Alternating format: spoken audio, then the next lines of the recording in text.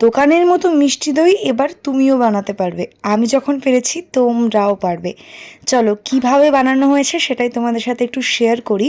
ফার্স্টে আমি এখানে 2 লিটার দুধ কড়াইয়ের মধ্যে ঢেলে একটু জাল করে গরম করে নেব। আর এখানে 100 গ্রাম মিষ্টির দোকানের টক দই খুব ভালো করে ফেটিয়ে নিয়েছি। যেই পাত্রের মধ্যে আমি দই বসাবো সেই পাত্রে আগে থেকে একটু দই নিয়ে আমি কিন্তু ভালো করে মাখিয়ে নিয়েছি।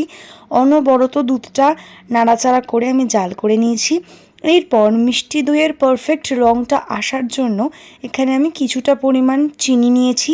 চিনি নিয়ে সেটাকে ভালো করে পুড়িয়ে ক্যারামেল তৈরি করে নিয়েছি। ক্যারামেলের রঙটা যতটা গাঢ় আসবে ভেবে নেবে মিষ্টি দইয়ের রঙটাও কিন্তু ততটাই লাল হবে। তো যাই হোক, এদিকে আমার ক্যারামেল একেবারে রেডি। এর ওপর আমরা জাল করা দুধটা ঢেলে দেবো।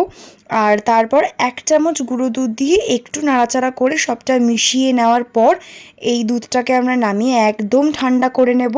ঠান্ডা করার পর আমরা ফ্যাটানো টক দইটা খুব ভালো করে দুধের সাথে মিশিয়ে নেব। এই পর্যায়ে আমাদের দুধ কিন্তু একেবারে রেডি। তারপর যে পাত্রগুলো রেডি করে রেখেছিলাম তার মধ্যে ঢেলে খুব ভালো করে চাপা দিয়ে নেব। একদিন রাখার পরেই হয়ে গেছে এত সুন্দর দই। ভিডিওটা ভালো লাগলে সাবস্ক্রাইব করে দিও।